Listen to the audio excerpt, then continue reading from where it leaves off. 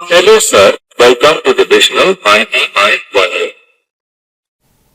ग्वालियर चंबल में अब युवाओं के हाथ हथियार नहीं बल्कि बदलाव के लिए उठ रहे हैं। बदलाव, नई सोच, नए आइडियाज और टेक्नोलॉजी के क्षेत्र में खुद को साबित करने के लिए ग्वालियर आईटीआई के एक छात्र ने भी एक ऐसा रोबोट बनाया है जो मोबाइल और वॉइस रिकॉग्निशन टेक्नोलॉजी पर चलता है। कई फीचर्स से लैस यह रोबोट बनाने के लिए लाखों खर्च नहीं किए गए, बल्कि छात्र तेजस्वी दुबे ने इसे महज 2,500 से 3,000 रुपए के खर्च में तैयार कर दिया है। ग्वालियर आईटीआई में इलेक्ट्रीशियन ब्रांच से द्वितीय वर्ष के छात्र तेजस्वी दुबे ने कुछ अलग कर दिखाने की चाहत में एक रोबो तैयार किया है। इसे नाम दिया है मैक्रोन रोबो। कागज के गत्ते से डिजाइन किया गया रोबोट वजन में काफी हल्का है और इसे मोबाइल फोन और वॉइस कमांड दोनों से नियंत्रित किया जा सकता है। मैं रोबोट बनाने वाले छात्र तेजस्वी दुबे ने बताया कि ये रोबोट ग्रुप प्रोजेक्ट में बनाया गया है। इसके लिए उनके कुछ साथियों ने पार्ट डिजाइनिंग में मदद की है। इसका हेड डिजाइन उन्होंने हॉलीवुड फिल्म वॉली से इंस्पायर होकर किया है, बाकी पार्ट्स अपनी तरह से बनाए हैं। इस रोबोट की कोडिंग से लेकर मैकेनिज्म तक सभी तेजस्वी ने तैयार किए हैं। इस रोबो में भी रोबोटिक्स में उपयोग होने वाली माइक्रो कंट्रोलर टेक्नोलॉजी का इस्तेमाल किया गया है। अपने तरह का यह रोबोट कई फीचर्स से लैस है। इसकी कमांडिंग टेक्नोलॉजी ब्लूटूथ बेस्ड है, जो लगभग 10 मीटर के दायरे में इसे नियंत्रित करने की आज़ादी देती है। इसे नियंत्रित करने के लिए भी तेजस्वी ने डुअल कंट्रोल सिस्टम बनाया है, जिसके लिए एक वेबसाइट तैयार की है।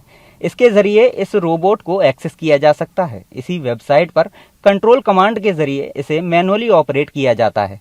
ये आगे पीछे दाएं बाएं सभी दिशाओं में आ और जा सकता है। खास बात यह भी है कि इस मैक्रोन रोबोट को वॉइस कमांड भी इसी वेबसाइट इंटरफेस से दिए जा सकते हैं, जिससे कि वह वॉइस बेस्ड कंट्रोल मोड पर भी काम करता है। रोबोट को आगे भेजने के लिए कम हियर कहना होता है और पीछे लाने के लिए गो बैक। रोकने के लिए स्टॉप कहेंगे तो यह रुक जाएगा। वॉइस कमांड देने पर यह रोबोट जवाब भी यस सर कहकर देता है, जो इसमें लगे इनबिल्ट स्पीकर्स के जरिए सुनाई देते हैं। आपको हेलो कहने पर यह रोबोट जवाब भी देगा, कहेगा hello sir, welcome to the digital ITI Gwalior. इस तरह के वॉइस रिस्पॉन्स इसे ह्यूमन इंटरेक्शन का हिस्सा बनाते हैं।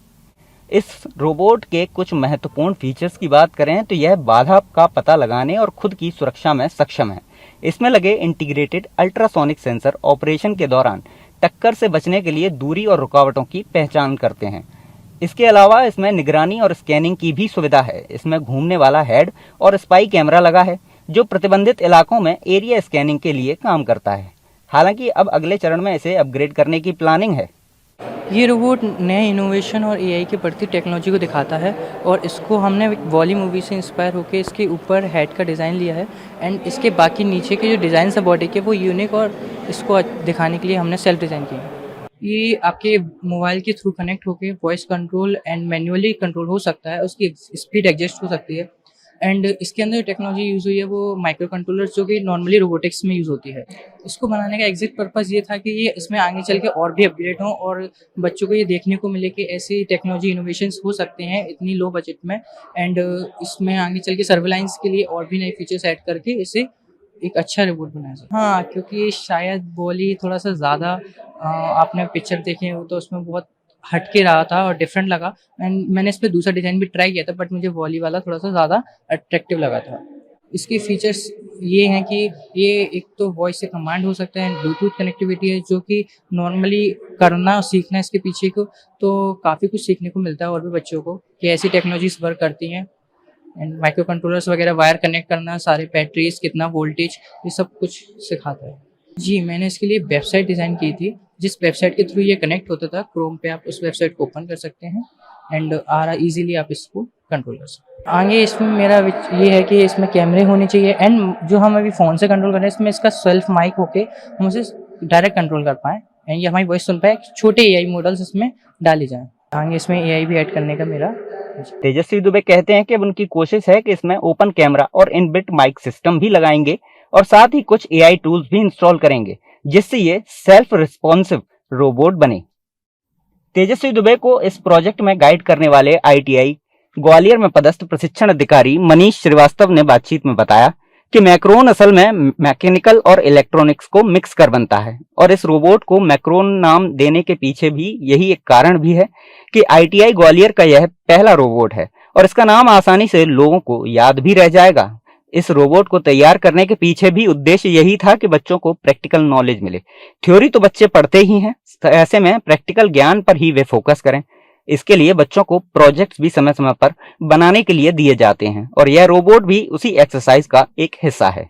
एक्चुअली मैक्रोन रोबोट का जो विचार है वो इसलिए आया था क्योंकि जो मैक्रोन होता है मैकेनिकल और इलेक्ट्रॉनिक्स को मिक्स करके बनता है। मैक्रोन नाम हमने इसलिए भी दिया था क्योंकि ये जो मैक्रोन होता है उसका नाम इसलिए हमने दिया था क्योंकि वो आसानी से याद भी रह जाता है, लोगों के जहन में छप जाता है। एक्चुअली में क्या हमारा जो संभागीय ITI ग्वालियर है वो उसमें हमारा से ये हमेशा से उद्देश्य रहा है कि बच्चे सिर्फ प्रैक्टिकल ज्ञान पर ज्यादा फोकस करें। थ्योरी तो उनको सीखने को मिलती ही है, साथ में प्रैक्टिकल ज्ञान पर ही फोकस करें। इसके लिए हम लोग लगातार बच्चों से प्रोजेक्ट बनवाते हैं। तो इस तरह का हमारा एक सोच ये थी कि इस तरह का एक प्रोजेक्ट बने जो कम लागत का हो, इनोवेटिव हो, है ना, तो जिससे कि बच्चे उसको देखकर आगे बढ़ सकें, आगे सीख सकें। कुछ इसको बनाने में लगभग 2,500 से 3,000 रुपए के आसपास खर्चा हुआ। हाँ, इसमें हम लोग AI को जोड़ने की सोच रहे हैं। दूसरा, इसमें कैमरा फीचर्स भी ऐड कर देंगे जिसकी सर्विलांस के काम भी आएगा। घर में स्मार्ट होम्स जिस तरह से डेवलप होते चले जा रहे हैं उनमें भी ये काम कर पाएगा। अभी चूंकि ITI के क्षेत्र को देखते हुए हम सोच रहे थे कि बच्चा कम लागत पे एक अच्छा प्रोजेक्ट बनाए, इसलिए हमने इसमें गत्ते का प्रयोग किया है। गत्ता क्या होता है, बच्चा क्रिएटिविटी उनके अंदर आती है, वो डिजाइन अच्छे से कर पाते, प्रोग्रामिंग या कोई और डिजाइन तैयार करना होता है वो अच्छे से कर पाते गत्ते को लेकर। अगर अदर मटेरियल लेते तो उसकी कॉस्ट भी बढ़ सकती थी। पहले हम लोगों ने इसके लिए कई और भी डिजाइन किए थे, बच्चों ने भी अपनी तरफ से कई डिजाइन लिए, लेकिन हमको वॉली का थोड़ा ज्यादा ठीक लगा। सिर्फ उसका फेस जो है वो वॉली से इंस्पायर है, बाकी का पूरा डिजाइन बच्चों ने खुद क्रिएट किया है।